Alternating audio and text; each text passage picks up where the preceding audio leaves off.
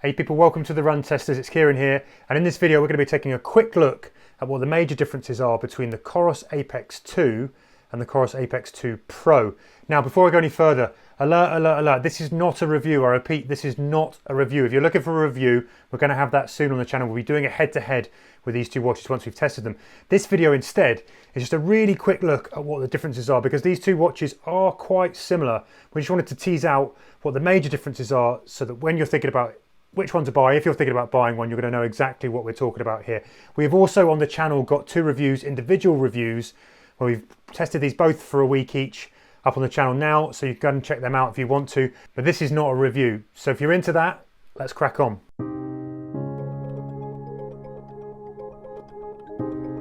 So let's start with the all-important price then. Well, the COROS Apex 2 is going to cost you £419 in the UK, $399 in the US. While the Apex Pro 2 is going to cost £499 or $499 in the US.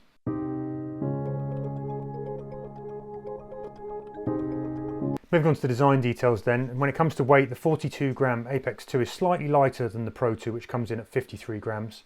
In terms of screen, the Apex Pro 2 has a 1.3-inch 260 by 260 pixel display.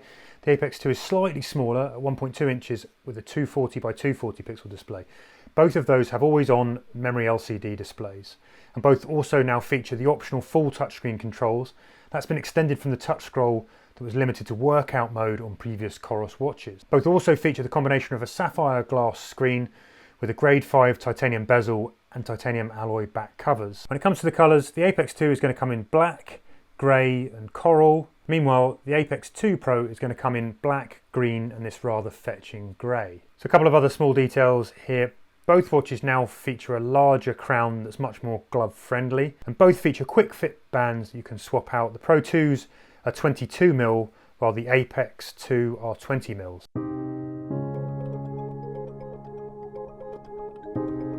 Under the hood, the sensor lineup for both of these watches is identical. That includes a new optical heart rate setup. There's an ECG sensor, optical SpO2. Both have heart rate wear detection, which means the watch knows when you've got it strapped to your wrist. There's barometric altimeters in both, a compass accelerometer and gyroscope, and a thermometer also in both. When it comes to storage, the Apex 2 Pro has notably more onboard storage with 32GB to the Apex 2's 8GB.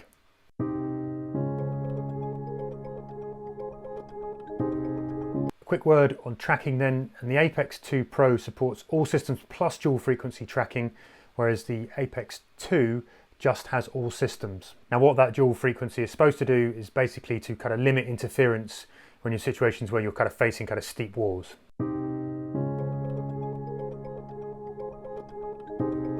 Now another big deciding factor here, if you're thinking about these two watches, might be battery life, and there is a big difference here between these two. On paper, in full GPS, the Apex 2 Pro offers 75 hours versus the Apex 2's 45 hours. With all systems, the Apex 2 Pro lasts 45 hours, while the Apex 2 goes for 28 hours.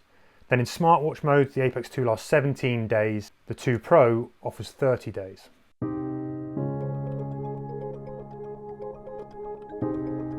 Onto the features then. This one's pretty simple, because essentially with these two watches, you're going to get the same suite of tools you find on most COROSes. That includes all of the running tracking, performance insights, training insights, recovery time insights, load insights. All of those things are right here. That includes VO2 fitness estimates, running performance, fatigue, load, race predictor times and paces. Outside of those kind of running kind of performance and training metrics, you're going to get things like sleep, you've got activity tracking, blood oxygen monitoring, and both of these offer heart rate variability done throughout the day automatically, but also using that kind of ECG sensor to do timed or manual tests whenever you want. In terms of sport profiles for running, you're getting the same as well. You get running, indoor run, trail run and track run modes, and there's also triathlon modes for those who are interested in that on both of these watches. The only real difference is here that is the Pro 2 has a multi-pitch climbing mode, but that's not really relevant to us runners. Now that similarity also extends to navigation. There is exactly the same tools and features for navigation on both of these watches. I'm going to run you through what those are. You get global offline landscape and topographical maps. You get breadcrumb navigation. You get checkpoint, back to start, elevation profile, get distance to destination and GPS coordinates. It's also a handy storm alert. I guess the only other real kind of major difference here is when you're thinking about navigation is that screen size. That there's a little bit more real estate for doing things like routes and following routes and route guidance on the Apex 2 Pro than there is on the Apex 2.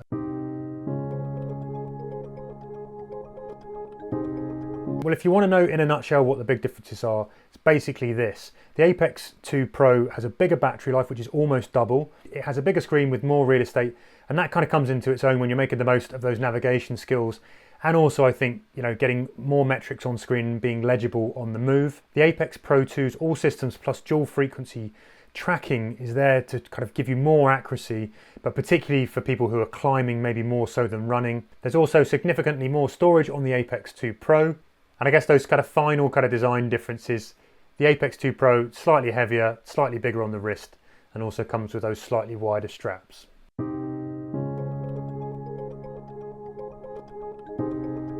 Now, if those kind of pure details on what the differences are haven't really swayed you and moved you to one watch, and you're waiting to find out if one of these performs better, kind of GPS accuracy, heart rate accuracy, all of those things, then bear with us. We are coming to you with a head-to-head soon. You can also just dive in to our reviews that we've got up on the channel now. For now, we'll have more extensive tests coming to help you out with that decision.